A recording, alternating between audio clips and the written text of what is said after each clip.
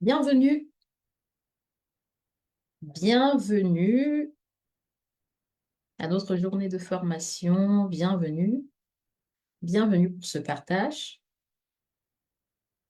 Bienvenue pour ce moment où nous allons vraiment parler des choses sérieuses.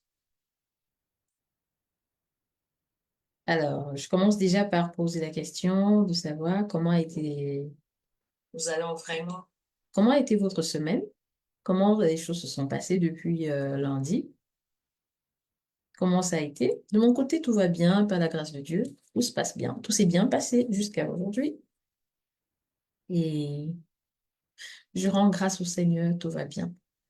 Je vais bien chez moi, mes enfants vont bien, tout le monde va bien. Donc, on est là vraiment pour une autre journée de formation. Aujourd'hui, qu'est-ce qu'on va voir comme thématique? C'est pourquoi Dieu permet-il la blessure? Pourquoi Dieu permet-il la blessure? Et si ta destinée commençait là?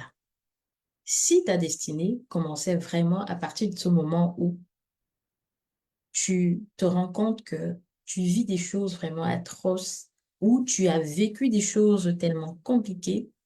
Je parle ici des blessures intérieures. Pourquoi est-ce que Dieu permet-il que ça arrive? Et si ta destinée en dépendait? Si en fait, le succès que tu vas avoir, en fait, va voir le jour dû au fait que tu as traversé ces situations difficiles. Pourquoi je parle beaucoup de blessures intérieures? Parce que je me suis rendu compte que plusieurs personnes n'arrivent pas à s'en sortir, plusieurs personnes ne réussissent pas à cause des blessures intérieures. Je le dis parce que j'ai eu à avoir des entretiens avec plusieurs personnes, plusieurs femmes, plusieurs femmes. Et j'irais même très loin en parlant des blessures aussi intérieures chez les hommes. Et nous nous rendons compte que les blessures intérieures causent beaucoup de dégâts en société. C'est la raison pour laquelle on ne va pas réussir dans les vies de couple, dans la relation même avec ses enfants, dans la relation avec les autres,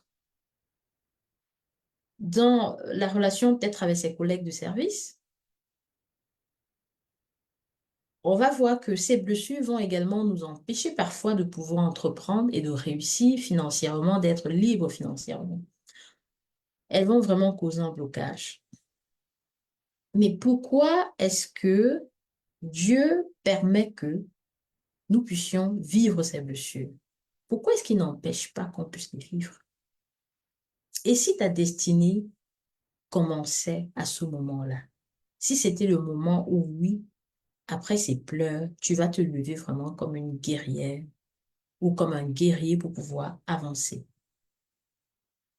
Beaucoup vivent vraiment. Vous allez vous rendre compte que dans cette vie, beaucoup vivent dans la douleur intérieure, des douleurs vraiment profondes.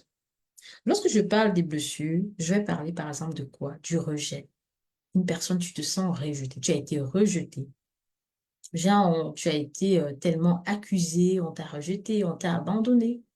Soit c'est la solitude, soit c'est la trahison, soit c'est on t'a fait vivre des choses atroces, c'est-à-dire que tu te retrouvais tellement dans la honte, soit c'est une injustice que tu as vécu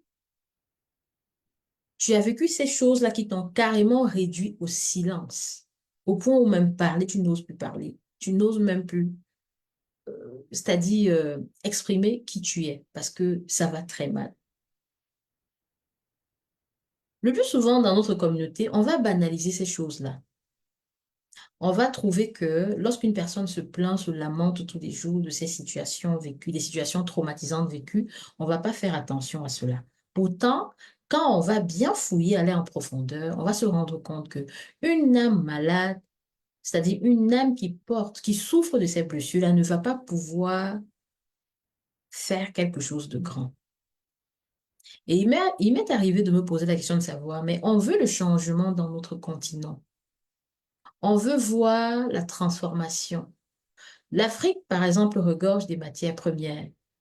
Oui, c'est un continent qui est très riche. Mais pourquoi on n'arrive pas à faire de grandes choses? D'aucuns me diront que oui, c'est parce que les gouvernements ne font pas bien leur travail, ne font pas ci, ne font pas ça. Mais je pense que, en tant qu'individu, chacun a aussi une part de responsabilité. C'est-à-dire, nous, citoyens de chaque pays, originaires de différents pays d'Afrique, on a une responsabilité à jouer. Mais pourquoi les citoyens vont avoir la difficulté de pouvoir faire quelque chose de grand, quelque chose de bien? Pourquoi on va avoir cette difficulté? Par contre, on va voir que beaucoup d'étrangers vont quitter leur pays, leur continent, autant pour moi. En Afrique, par exemple, on va voir pas mal de Libanais, pas mal de Pakistanais, pas mal de Chinois, pas mal d'Européens ou d'Américains qui vont venir s'installer et puis commencer à à subir des activités, prospérer et tout. Mais pourquoi nous, on n'arrive pas à le faire? Pourquoi nous, financièrement, on est toujours dans le manque? Généralement, on va accuser les gouvernements. Mais j'ai dû vraiment aller faire mes propres recherches et m'interroger sur pas mal de choses. Je me suis rendu compte que pourquoi les autres, ils arrivent à venir commencer des petits commerces, après évoluer, passer du chiffre d'affaires qui était petit, peut-être grandi, grandi, grandi, grandi, mais nous, on n'arrive pas à le faire. Je me suis rendu compte que en ayant des entretiens avec des gens, en observant la société, c'est tellement profond. Il y a des blessures qui sont restées là. Il y a même eu, je dirais, il y a eu une transmission. Il y a eu une transmission de ces blessures-là à travers les générations. Ce qui fait que les âmes sont malades. Et une âme malade, une âme qui ne prospère pas, ça va être difficile que cette âme-là puisse aller bâtir un empire tant que rien n'est fait. D'où l'importance de se dire que si on veut être indépendant, c'est-à-dire si on veut obtenir la liberté financière, ça va, ça va nous pousser à aller vers une transformation. Ça va demander qu'on aille vers la transformation. Ça va demander qu'on aille déjà travailler de l'intérieur parce que tout part de l'intérieur. On part d'abord de l'intérieur pour aller vers l'extérieur. Parce que avant d'avoir, avant d'obtenir, avant de posséder, il va d'abord falloir être. Il va d'abord falloir être. Qui on est? Est-ce que on vibre? C'est-à-dire, est-ce qu'on émet ces fréquences-là qui vont pouvoir attirer vers nous de la richesse? Ou est-ce qu'on émet des fréquences négatives qui ne vont que attirer vers nous des choses négatives?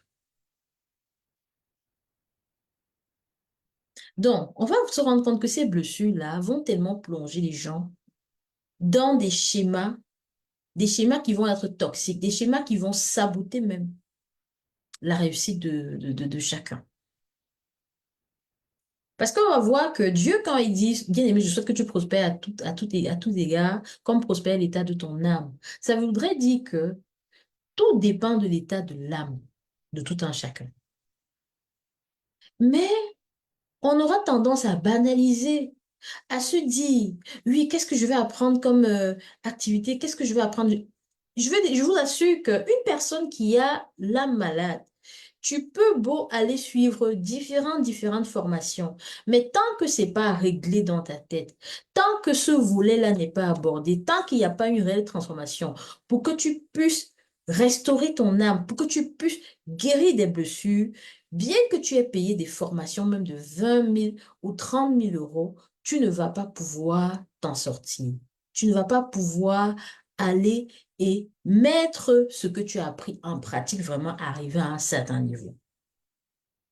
Tu ne vas pas pouvoir réussir. Je vous parle de cela parce que dans le passé, moi, j'ai eu des blessures intérieures. Et pendant tout ce temps, je cherchais les voies et moyens et tout. J'ai payé des formations. J'ai payé. Mais j'arrivais pas à m'élever. J'arrivais pas à Passer à l'action. Même quand j'essayais de passer à l'action, c'était des luttes. Parce que ce que je vibrais de l'intérieur n'était pas bon. Ce que je vibrais de l'intérieur n'était pas bon.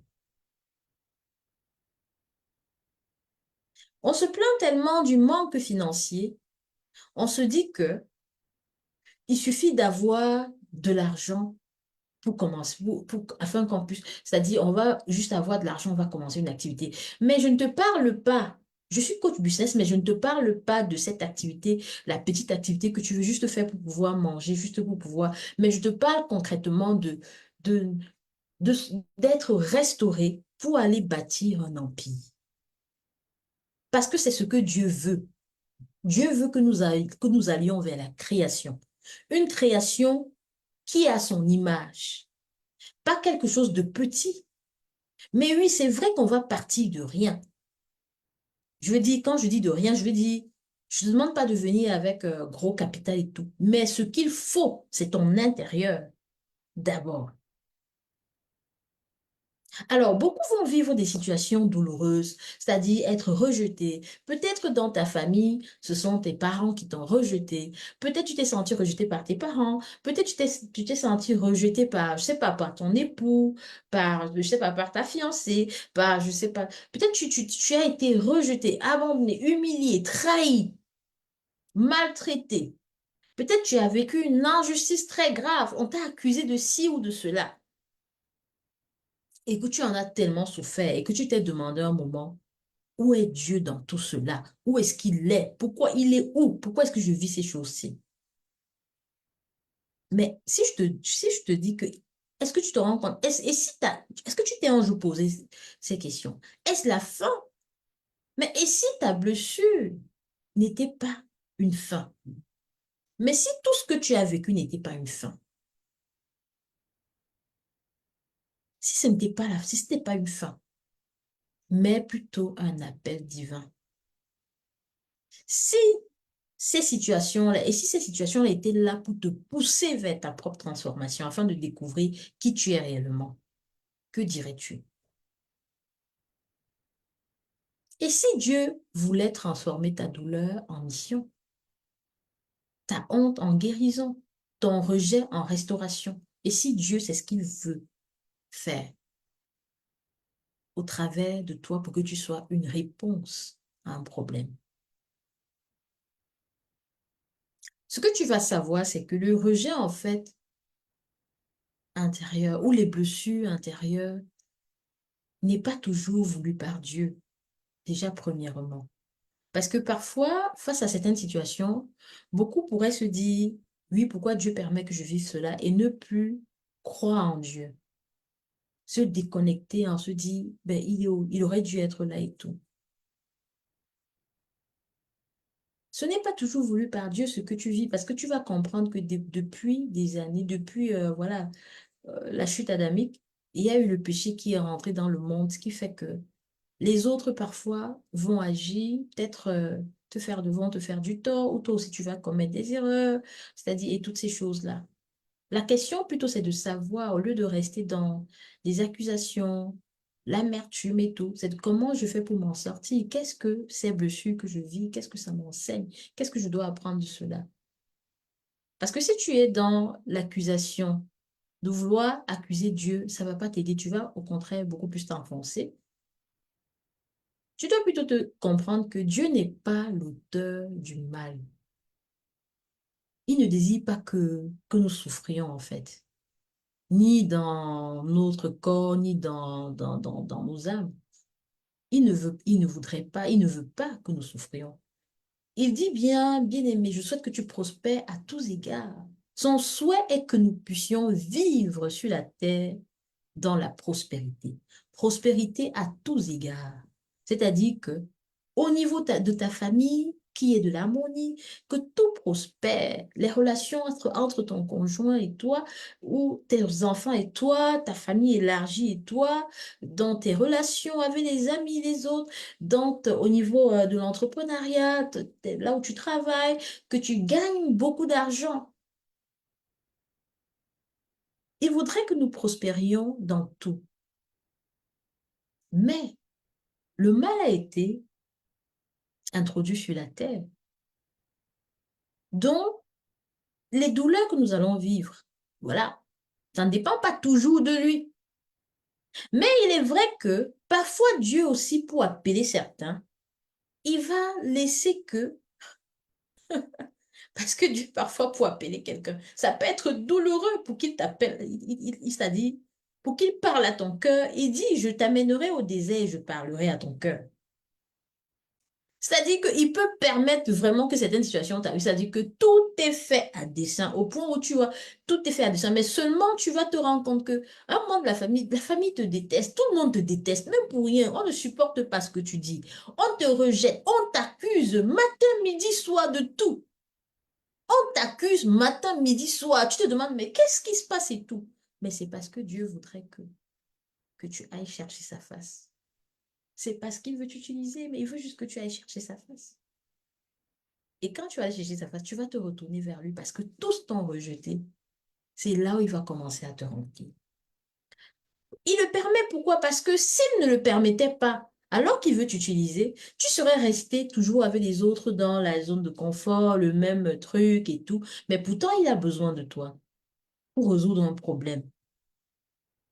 problème que l'humanité rencontre. Il faut savoir que beaucoup viennent dans ce monde-ci et ne comprennent pas pourquoi est-ce que je vis cela. Par exemple, un enfant déjà qui naît dans une famille où les parents peut-être ne sont pas assez présents, pas assez d'amour, cet enfant commence à vivre le manque, commence à vivre des souffrances et tout. Et plus tard, on aura un adulte qui est brisé de l'intérieur. Tout ça, ce sont les conséquences du péché. Les conséquences du péché depuis la chute adamique. C'est pas une punition de Dieu, non. C'est pas une punition de Dieu. Parce qu'il faut savoir qu'au contraire, le Seigneur, il est proche de ceux qui ont le cœur brisé. Il sauve ceux qui ont l'esprit abattu. Il n'est pas là pour vraiment vouloir qu'on soit dans la souffrance atroce. Non, nous sommes ses enfants et ce qu'il veut, c'est que nous prospérions à tous égards. Mais ce que tu vas savoir, c'est que au travers de tes blessures, Dieu peut te parler. Dieu peut te parler. Donc, même si Dieu, ce que tu vas savoir, c'est que même si Dieu n'est pas vraiment à l'origine des souffrances que tu vas vivre, il peut t'utiliser, il peut t'utiliser puissamment. Il peut les utiliser. Il peut utiliser ces blessures-là pour attirer ton attention, pour t'inviter vers le chemin de la guérison et de la transformation intérieure. Il peut les utiliser pour te faire grandir vraiment intérieurement.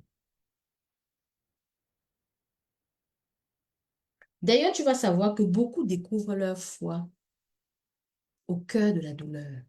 Ça a été le cas pour moi. Ça a été le cas pour moi. Parce que très jeune, c'est-à-dire du moment où j'avais perdu ma mère à l'âge de 16 ans, je prenais quand même si mes parents n'allaient pas à l'église, mes parents, je suis pas issue d'une famille où les parents sont allés à l'église, pas du tout, pas du tout. Mais très jeune quand même, j'y allais par moments. Je ressentais le besoin d'y aller. Et parfois, je priais dans ma chambre. Je priais dans ma chambre. Et chemin faisant, j'ai commencé vraiment à me rendre compte qu'il y a un Dieu. J'ai prié, prié, prié. Et au fur et à mesure, ma foi était grandissante. Mais plus les souffrances ont été accrues, plus j'ai souffert. C'est en ce moment que je me suis donné vraiment profondément à chercher Dieu, à chercher à le connaître, à chercher à me connaître, à savoir qui je suis et qu'est-ce que j'ai accompli. Pourquoi est-ce qu'il m'a créé? Donc, j'ai vécu toutes ces choses-là afin de pouvoir me découvrir et tout. Il dit d'ailleurs dans sa parole, c'est-à-dire que On doit comprendre qu'il est là. Il est là, en fait. Il est là vraiment pour nous tenir la main, pour nous guider et tout. Mais c'est au travers de certaines souffrances, au travers de certaines douleurs qu'on va même se découvrir.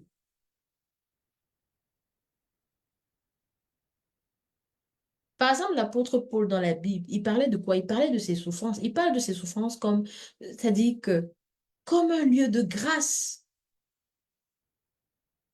Parce que c'est au travers de ça qu'il a découvert la véritable puissance de Dieu. Et moi, aujourd'hui, je dis vraiment, je dis vraiment merci.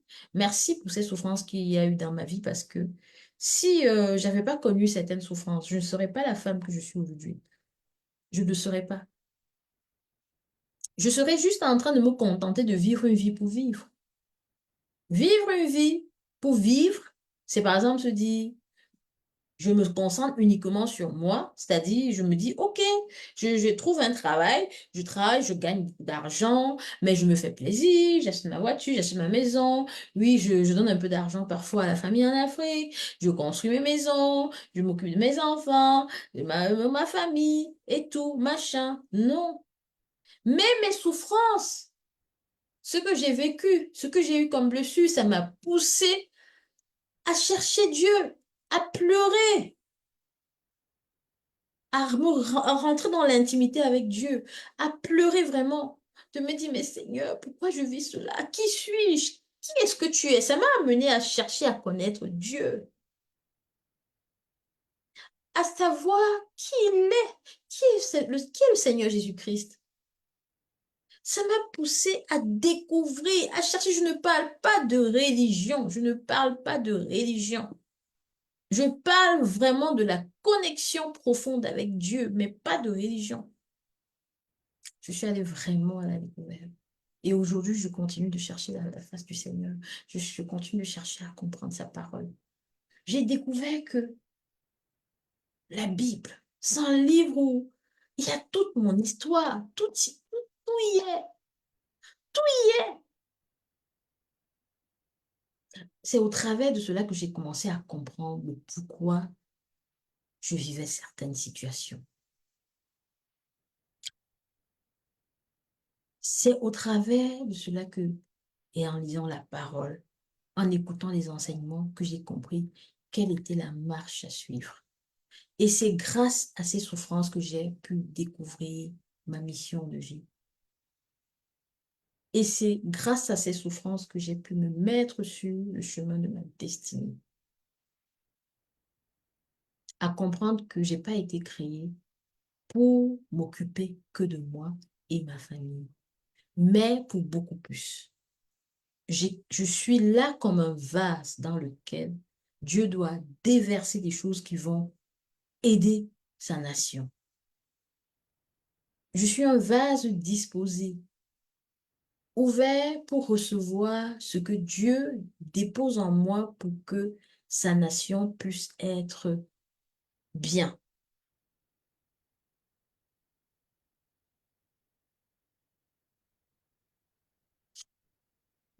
Les blessures sont là pour nous appeler à la guérison. C'est un moyen par lequel on va être connecté à Dieu parce que on est seul face au monde. Tout le monde nous tourne le dos, tout le monde nous rejette, tout le monde nous abandonne. On se sent trahi, on ne se sent pas aimé par les gens. Et qu'est-ce qu'on fait? On pleure auprès de Dieu. Et c'est là où on connecte avec Dieu. On connecte, on ressent son amour déversé dans nos cœurs. C'est là où on découvre qui on est pour lui et on découvre combien il nous aime et le prix qu'il a accepté de payer pour nous par là, par Jésus, le Seigneur Jésus-Christ qui s'est donné pour nous. C'est là où on laisse Dieu venir entrer dans les zones sensibles de nos vies. Et à ce moment, on arrête de survivre et on commence à marcher avec Dieu. On commence à expérimenter une transformation intérieure. On commence à avancer vers le pardon et on commence la réconciliation et la paix. Parce que sans tout cela, on ne pourra pas bâtir cet empire qu'on veut voir. Ce qu'il faut également savoir, c'est que la blessure peut devenir une mission. Oui. Certaines personnes vont trouver leur appel au travers d'une blessure guérie. Ça a été le cas pour moi. Ça a été le cas pour moi. Et pour beaucoup, c'est le cas en fait pour beaucoup de personnes. La majorité de ces personnes que vous regardez, que vous appréciez, que vous êtes là pour applaudir, toi qui portes une blessure et que tu es en train de, tu vis des situations atroces. Les personnes que tu vois, c'est des personnes qui ont vécu des difficultés, des blessures et tout. Mais c'est juste des personnes qui ont compris que derrière ces blessures se cachait un appel puissant.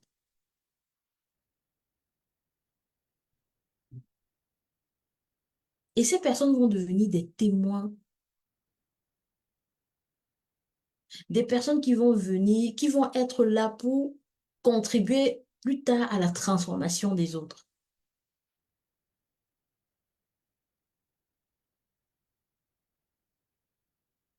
Donc, ce que tu vas savoir, c'est que ta blessure peut vraiment devenir quelque chose de, c'est-à-dire de puissant. C'est-à-dire, on dit, derrière cette chose douloureuse se cache un trésor.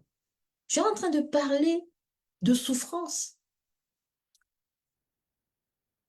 mais ça te demande de te connecter à Dieu, de te découvrir réellement, découvrir qui est Dieu, qui tu es, ce que tu as fait, ce que tu as accompli, de croire en la restauration, en la transformation intérieure. Et c'est là où tu vas après découvrir ce que tu as fait, ce que tu as accompli, le pourquoi tu es né, pourquoi tu existes et qui tu dois servir.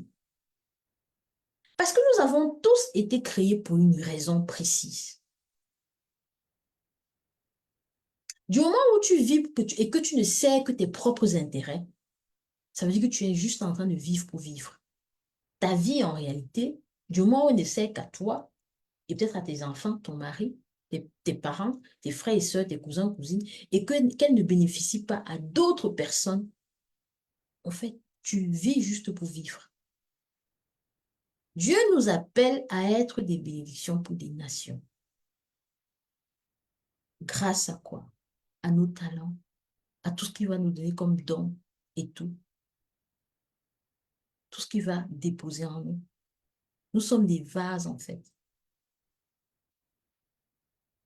Donc, ta blessure, en fait, est là pour t'amener à servir un peuple. Il y a un peuple attaché à ta destinée. Et en général, le peuple que tu vas servir, ça va être des personnes, c'est-à-dire que, qui vont vivre la même situation que tu as eu à vivre dans le passé. Par exemple, si actuellement, tu portes encore en toi des souffrances, des blessures et tout, ça va te demander que tu ailles vers la guérison, que tu te fasses accompagner. Et si tu veux être accompagné, je suis là pour t'aider à guérir, à être restauré et ensuite à te positionner vraiment sur ta mission, à savoir quel est ce peuple que tu dois servir.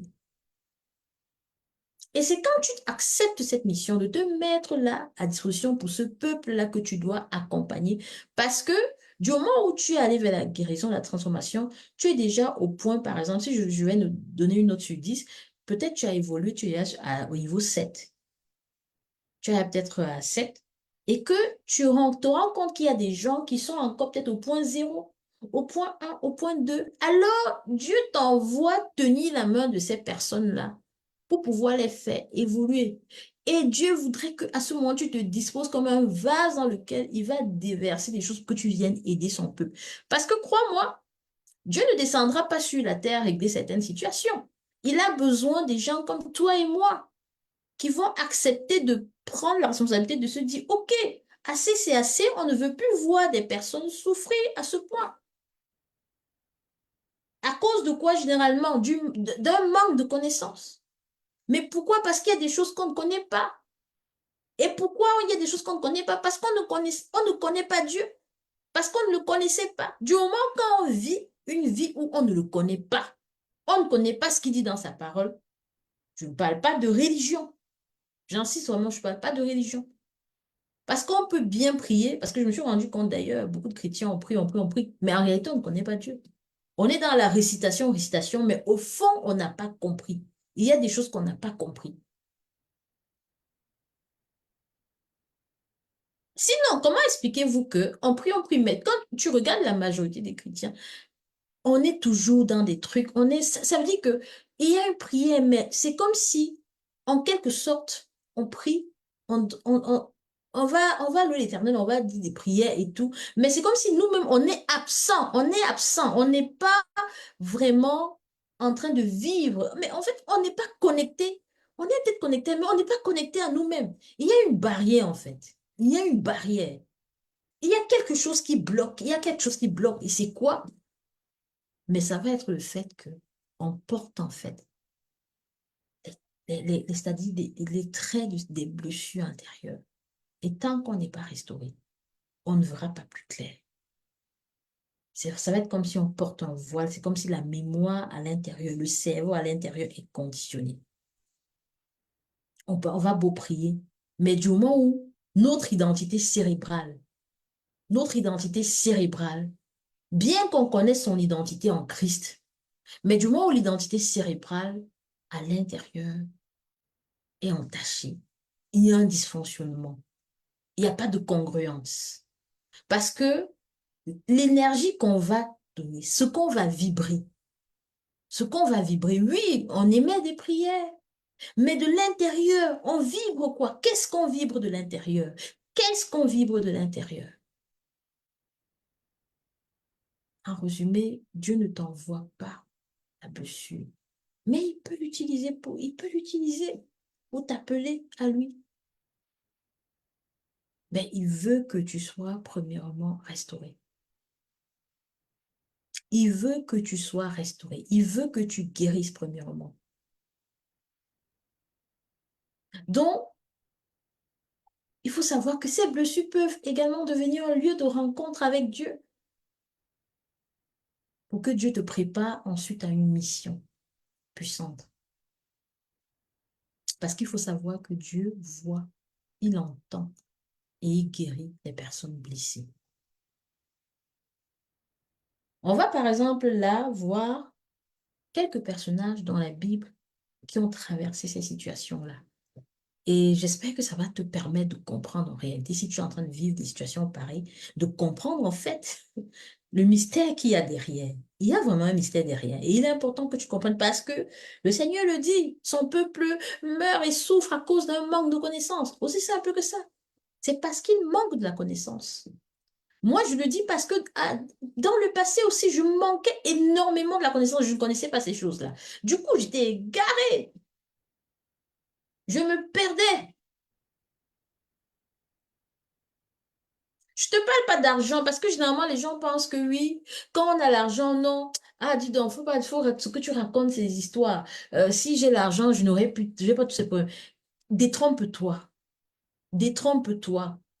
Tu as vu d'ailleurs des gens qu'on applaudissait dans le monde entier qui avaient beaucoup d'argent, mais qui consommaient des stupéfiants parce que ça n'allait pas.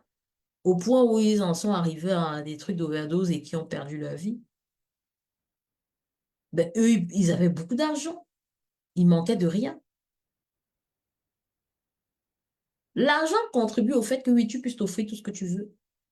Mais si ton âme est en souffrance, même si on te donne combien de millions, tant que tu n'es pas restauré, tu vas pas être heureuse, bien que tu aies ton argent. Mais c'est vrai que Dieu veut qu'on soit riche, mais il veut qu'on prospère à tous égards, comme prospère l'état de ton âme. Non, Dieu veut premièrement que au niveau de l'âme, qu'on soit en train de prospérer. Parce que c'est en ce moment que tu vas bien jouir de l'héritage matériel que Dieu va te donner. Parce que si tu as la prospérité financière et que tu n'as pas la prospérité de l'âme, tu ne vas pas jouir, tu ne vas pas bien profiter de cela. Alors, on va voir quelques femmes, premièrement, de la Bible qui ont connu des blessures, mais qui ont été restaurées par Dieu. On va avoir Agar. Agar, qui était la servante de Sarah, qui va être rejetée et oubliée. Elle va être rejetée parce qu'elle tombe enceinte. Et quand elle se met à peut-être à se comporter d'une certaine manière, Sarah n'étant pas contente et tout, Agar va être rejetée. Elle va s'enfuir. Elle va se retrouver en train de pleurer. Et c'est le Seigneur qui va la rencontrer dans sa fuite. Et c'est là où il va avoir cette connexion avec Dieu. Parce qu'elle va déclarer, tu es le Dieu qui me voit. Et en Dieu, elle va avoir de l'espérance. Elle va donc avoir de l'espérance. Donc, pour te dire que si toi aussi, tu te sens brisé de l'intérieur, sache que Dieu te voit. Il faut que tu te connectes à lui. On va également voir le cas de Léa, la femme de Jacob, la femme mal aimée. La femme mal aimée, celle-là qui va donner naissance parce que sa sœur, Rachel, qui est également l'épouse de Jacob, leur mari à toutes les deux, ne va pas pouvoir très vite donner naissance aux enfants. Mais Léa, elle ne sera pas aimée par son mari. Bien qu'elle l'accouche, bien qu'elle donne des enfants en se disant non, je vais accoucher le premier, il va m'aimer. Je vais accoucher le deuxième, il va m'aimer. Malgré tout cela, son mari va continuer beaucoup plus à aimer Rachel. Bien que Rachel, pendant plusieurs années, au début c'est-à-dire pendant plusieurs années, n'enfantera pas. Mais le regard de Jacob sera toujours tourné vers Rachel. Mais Léa va tellement souffrir. Elle va se sentir rejetée, rejetée par son époux, l'époux qui aime plutôt sa sœur. Elle va chercher l'amour de Jacob sans cesse, chercher, chercher. Mais rien, mais rien. À la fin, qu'est-ce qui se passe? Bien qu'elle va donner naissance aux enfants, elle va se rendre compte que en faisant tout cela, Jacob ne va pas l'aimer. Il va se retourner vers le Seigneur. Le Seigneur va voir sa douleur. Le Seigneur va voir sa douleur. Dieu honore, Dieu honore ta souffrance. Il faut savoir que il suffit de te tourner vers lui et il va honorer ta souffrance. Crois-moi. On va également parler du cas de Anne, la femme qui au début va être stérile, incomprise, moquée. On va se moquer d'elle parce qu'elle n'enfante pas. Elle est stérile. C'est-à-dire l'humiliation, les moqueries à son égard, l'humiliation qu'elle va connaître. Anne, elle va pleurer en silence. Elle va être incomprise. Même pas le prêtre. Le prêtre ne va pas la comprendre. Mais elle va crier à Dieu. Elle va crier à Dieu. Et Dieu va répondre. Et de par, c'est-à-dire, de par cette douleur, elle a connecté à Dieu. Et c'est comme ça que cette douleur va donner la naissance d'un grand homme, Samuel. Je vais également parler de la femme adultère, brisée par la honte. Dans Jean 8, elle est jugée, humiliée, condamnée à mort, au point où on est prêt à lui jeter, à lui lancer des pierres et tout. Injustice, humiliation et tout. Mais c'est Jésus qui vient la restaurer. Jésus vient restaurer son identité. Il vient la sauver. Également la femme à la perte de sang, qui est rejetée par la société. Elle est rejetée, elle est là, elle traîne. Rejetée par la société. Je vous invite à lire dans Luc 8. Malade pendant 12 ans. Pendant 12 ans dans cette situation. Mais elle va toucher Jésus. Et c'est là où tout va changer. C'est là où tout va changer. Elle va passer de celle qui était anonyme, de celle qui était rejetée et tout. Elle va passer de l'anonymat à la dignité. On va parler de Marie.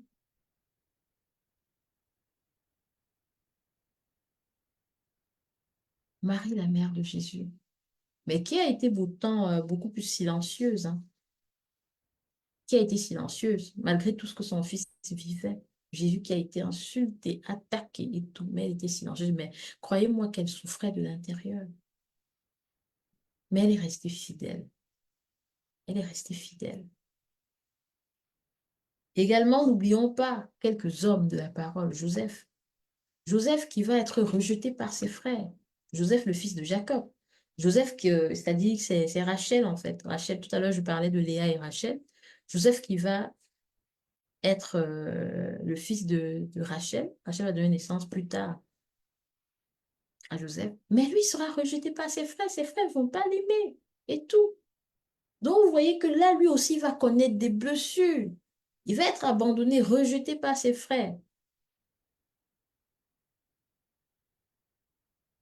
Ils vont le vendre comme esclave et tout. Mais Dieu va transformer la souffrance de Joseph en mission. Dieu a changé ce qu'il a vécu en bien. Il faut lire dans Genèse 50, verset 20. Dieu l'a changé en bien. David également, qui va être un enfant dans 1 Samuel, et dans les Psaumes aussi, vous allez voir l'histoire de David. David qui a été aussi un enfant rejeté par sa famille, mais qui sera poursuivi par Paul.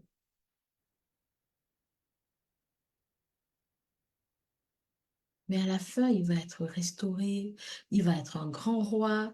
Donc, un cœur brisé et contrit Dieu. C'est-à-dire, il y a des choses, en fait. Je ne sais pas, quand vous lisez la parole, je ne sais pas si vous lisez avec de la distance ou si vous vous dites, mais en fait, c'est mon histoire, en fait.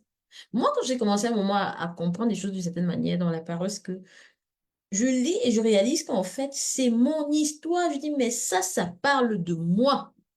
Ça parle de moi, c'est mon histoire. Job également, dans le livre de Job, Job qui perd tout, qui est accusé, qui est incompris.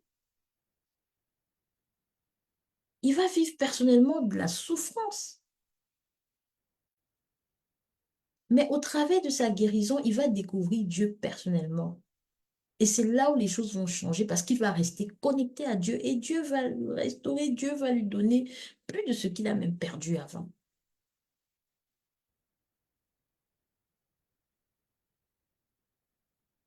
On parle également de Marie-Madeleine dans la Bible qui a été rejetée et tout.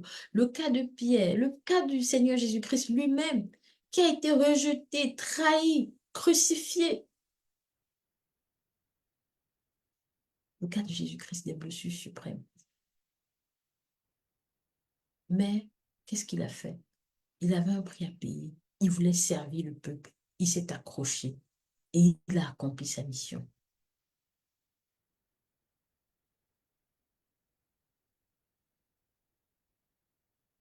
En laissant que, il a laissé qu'on le frappe, qu'on le torture, qu'on fasse des choses et tout.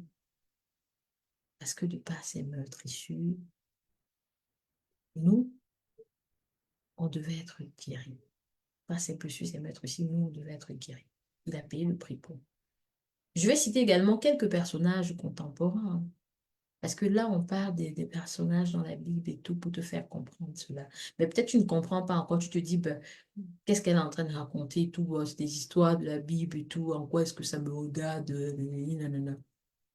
Ben, ce que je te dis, tu vas voir avec la vie de quelques personnages que je vais citer que c'est vrai. Si tu es en train de vivre des situations pareilles, des situations compliquées, tu es encore en train de t'arracher les cheveux, de te dire que oh, tu vas peut-être aller consommer peut-être de l'alcool pour noyer tes soucis ou pas. Je te dis non, c'est pas le chemin à suivre. Tu vas t'égarer, tu vas perdre ta vie. Non, il faut suivre le bon chemin. Derrière ce que tu vis, il y a une grande destinée. Il faut que tu suives un chemin. Et si ça t'intéresse de connaître plus, tu m'écris, intéressé en privé. Et on va échanger. Je pourrais mieux t'expliquer encore. Alors, quelques personnages contemporains, c'est-à-dire qui sont partis de la blessure à la mission. Parce que Dieu agit encore et encore. Et même aujourd'hui, Dieu agit encore. Il continue de transformer les vies brisées en histoire de puissance, de rédemption et d'impact mondial. Dieu continue de le faire. Tu as la célébrissime Oprah Winfrey qui part de l'abus à l'influence mondiale. Une enfance marquée par la pauvreté, des abus sexuels, le rejet familial. Elle a vécu une grossesse à 14 ans après un viol. Elle a été rejetée, humiliée, mais elle a refusé de rester victime. Parce que l'une des choses qui éteint les destinées, c'est de rester dans la victimisation. De toujours se dire, oh, je souffre, je souffre. Je vous le dis, mais moi, je suis restée dans ça pendant longtemps, la victimisation. À un moment, je commençais à dire, non, stop, stop, stop, stop. Je dois être délivrée de ça. Parce que tant que tu restes dans la victimisation, tu ne vas rien faire. Tant que tu es encore là en te disant, c'est à cause des autres, les autres qui ont fait que je souffre, c'est à cause de personne ne m'a, oh, je suis triste, oh, je suis la plus malheureuse, personne ne m'aime, personne ne m'apprécie, personne, personne, personne. Tu vas pas avancer. Autant maintenant changer de façon de voir, de dire, ok, j'ai vécu ça, ça, ça. Maintenant, je prends la responsabilité de dire, je veux voir le changement dans ma vie. Qu'est-ce que j'ai à faire? Je connecte à qui pour qu'on me montre un GPS, le processus, comment je fais pour aller vers ma propre transformation. Oprah Winfrey est devenue personne. Pourtant, lorsqu'on regarde son passé, elle avait tout. Elle avait tous les justificatifs qu'elle pouvait donner pour rester dans la victimisation. Mais pourquoi elle ne l'a pas fait? On sait est-ce qu'on sait que lorsqu'on dit qu'on a abusé d'elle, c'est quelque chose qui pourrait vraiment avoir un impact tellement négatif pour la personne ça dit, elle a des justificatifs, mais elle a refusé de se donner certaines justificatifs. Elle dit non, je reste là comme ça. Mais au fond, une fois, qu'est-ce qu'elle a fait? Elle a tourné ses blessures en sagesse. Elle a tourné ses blessures en sagesse. On a également c'est-à-dire le regretté Nelson Mandela, qui a été trahi, emprisonné. Mais c'est celui-là qui a été porteur de réconciliation là-bas en Afrique du Sud, après avoir passé 27 années en prison, sous un régime raciste brutal. Il a été rejeté. Il a été vu comme un criminel. Mais qu'est-ce qu'il faisait? Il prenait le pardon, la paix, l'unité. Nelson Mandela, aujourd'hui, c'est un symbole mondial de réconciliation et de leadership pacifique. C'est un exemple, c'est un exemple. Parce qu'il dit, le ressentiment, c'est comme boire du poison en espérant que l'autre personne va mourir. C'est vrai. Quand tu as du ressentiment, tu te dis non, tu es en train de faire du mal à l'autre, mais en fait, tu te fais du mal à toi-même. Nous avons la grande dame aux États-Unis, Joyce Meyer, qui raconte son histoire, qui parle des abus sexuels qu'elle a eu à vivre. Son papa qui a abusé d'elle. Mais aujourd'hui, c'est une grande dame qui est prédicatrice et tout. C'est une grande dame qui enseigne, qui parle de Dieu, qui parle vraiment de la parole de Dieu, qui change des vies. Elle a été guérie par la foi et aujourd'hui, elle impacte positivement le monde. Son ministère aide des millions de femmes à guérir et à vivre pleinement. Je vous assure que les blessures, c'est quelque chose je ne sais même pas comment on va dire. Je dirais même que la véritable cause de l'échec de beaucoup d'Africains, ce sont les blessures d'abord. Premièrement, les blessures. Je sais que je vais le dire. Ici, on te parle c'est-à-dire de ta vie, c'est-à-dire même au niveau de tes finances qui manquent. Les blessures, les blessures, les blessures. Donc, toutes ces personnes dont je vous ai parlé sont des personnes qui ont vécu des choses atroces. On a également, il y a un monsieur qui impacte puissamment. Pourtant, il a tout. Il a tous les justificatifs qu'il peut donner pour dire il ne fait rien. Mais il est là en train de briller, en train d'impacter. Je vous invite à aller écrire, si vous ne le connaissez pas. Nick Je vais dire en français, Nick Vujicic. Écrivez Nick Vujicic. Vous allez voir. Le monsieur n'a, c'est-à-dire, il est né sans bras. Il n'a pas de jambes. Mais le monsieur, il a subi quoi? Le rejet, les moqueries. Le monsieur a souffert. Il a eu des pensées suicidaires. Mais il a découvert, putain, il a découvert sa valeur. Sa valeur, il a découvert ça dit sa valeur. Et aujourd'hui, c'est un orateur international. Il parle dans plus de 60 pays, inspirant des millions de personnes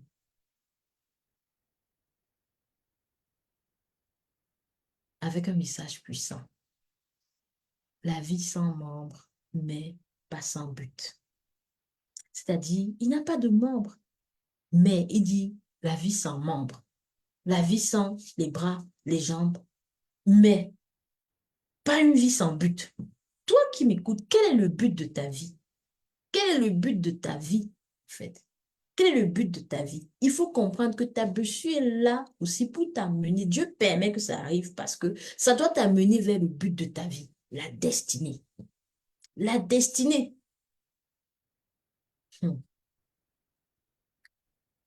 Tu sais, on parle des choses et tout, et peut-être tu te dis, on fait du babadage, et que tu es là, ça rentre dans une oreille, ça sort de l'autre côté. Tant que tu ne comprends pas que c'est ça, en fait, c'est ce que tu vas sur pour voir ta vie transformée, que tu te dis, tu restes là, à pleurnicher, à continuer d'attendre que quelqu'un va venir changer ta vie. En fait, généralement, les humains, surtout nous dans la communauté noire, on a tendance à croire quoi? Que on voudrait que les gens, que un autre humain qui est déjà même incomplet comme nous, vienne nous donner ce que Dieu devrait nous donner. Par exemple, tu as des blessures et tout. Mais tu te dis que non, si l'humain là t'aimait, c'est là où tu allais être bien, c'est là où tu allais gagner. Mais puisque lui là, il ne va pas t'aimer comme toi tu veux. Il ne va pas t'aimer comme tu veux, comme tu le souhaites, comme tu sens. En fait, tu lui demandes de te donner ce que c'est Dieu seul qui peut te donner. Il n'y a que ton père là qui peut te donner tout ce que tu sois bien. Mais le problème, c'est que tu vas demander à un humain qui est incomplet comme toi. Et peut-être qu'il agit de cette manière parce que lui aussi, il a un besoin de cet amour que toi, tu lui demandes de donner. Comment il va te donner quelque chose que lui-même, il n'en a pas? Alors, toutes ces personnes que j'ai citées, c'est-à-dire les personnages bibliques et les personnages contemporains d'aujourd'hui, qu'est-ce que leur vie nous enseigne? Leur vie nous enseigne que tu peux venir d'une histoire brisée et finir porteuse ou porteur de lumière.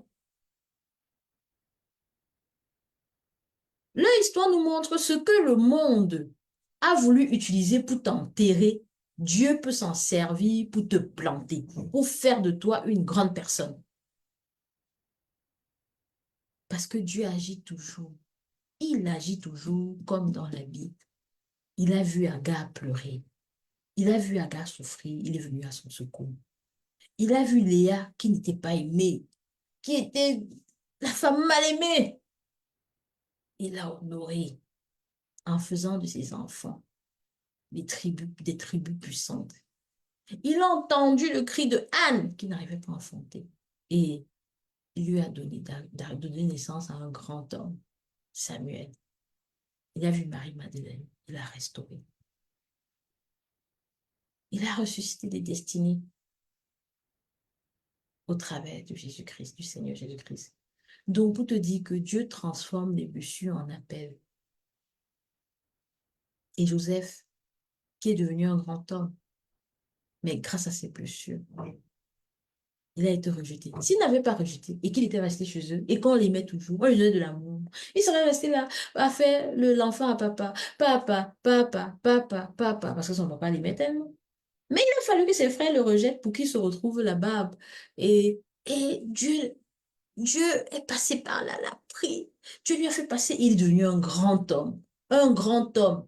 Et c'est de par lui que ses frères même vont briller demain.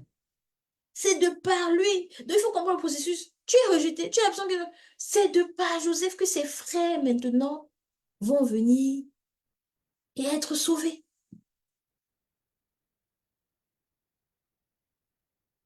Donc, Dieu transforme les blessures en appel. Tout dépend maintenant de la décision que tu prends, du chemin que tu choisis de suivre.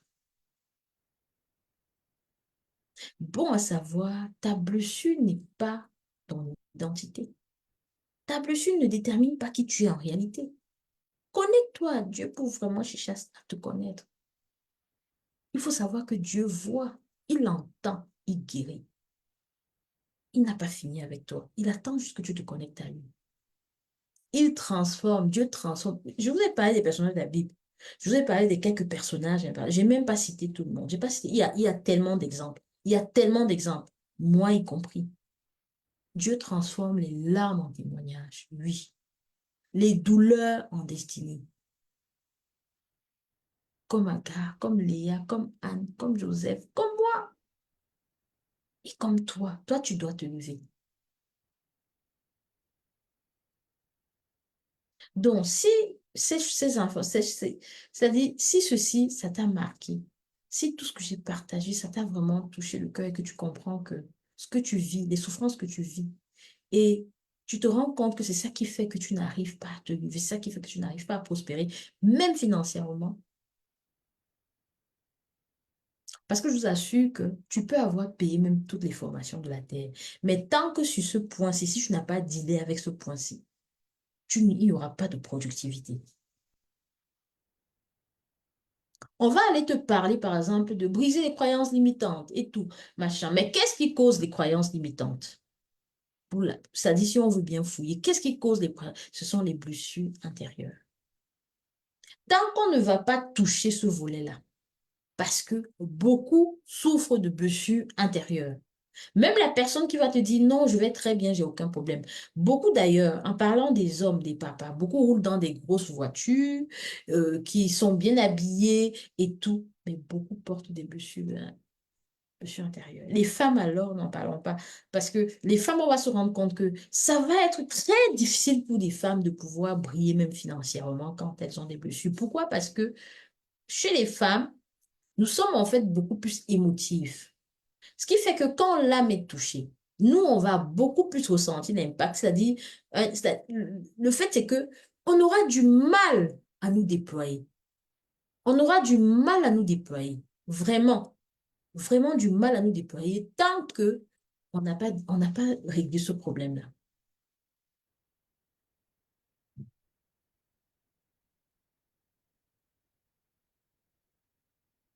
Donc, je t'invite à écrire en commentaire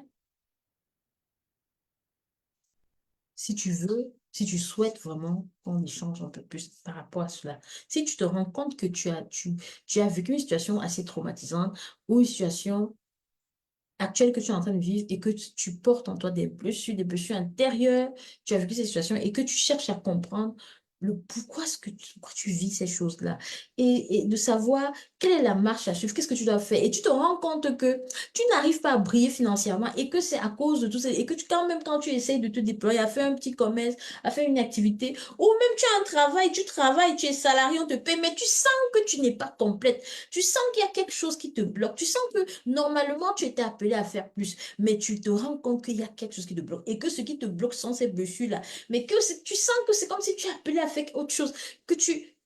Alors, écris seulement intéressant en commentaire, je prends contact avec toi et on échange. Parce que je veux partager clairement avec toi comment est-ce que j'ai pu comprendre ce que Dieu me met à cœur de partager au monde.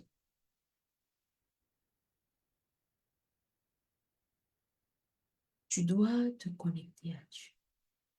Tu dois te connecter à toi-même. Tu dois être en alignement avec toi-même. Tu dois vibrer l'abondance. Tu dois émettre des fréquences de l'abondance. Tu dois avoir une énergie intérieure qui est positive afin de pouvoir manifester l'abondance et attirer vers toi l'abondance matérielle. Autrement, tu tourneras en rond et tu tourneras en rond et tu tourneras en rond et tu rejoindras la terre sans avoir produit ce qu'il fallait produire. Et ce sera comme le regretté docteur Miles Monroe avait dit, les cimetières sont les endroits les plus riches où on va trouver beaucoup d'entreprises qui n'ont jamais été bâties et beaucoup de livres qui n'ont jamais été écrits. Que veux-tu faire? Veux-tu passer le temps à tourner en rond ou souhaites-tu aller vers la transformation? Sur ce, le choix te revient parce que aujourd'hui, on ne force personne. Chacun choisit de vivre la vie qu'il a envie de vivre. On est libre, mais pose-toi la question, surtout si tu es une maman. Je me dis, si tu veux le bien pour tes enfants, tu vas même pas le faire pour toi, mais tu vas le faire pour ta progéniture, pour tes enfants. Parce que crois-moi que si tu ne fais rien, c'est le même schéma qui va se répéter pour tes enfants, garçons comme filles.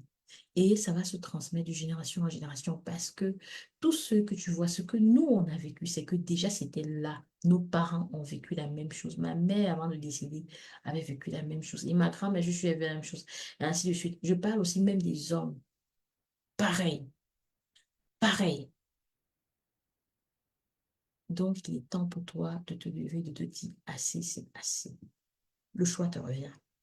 Sur ce, je vous dis au revoir et à notre prochain numéro de formation. Bon week-end. Take care.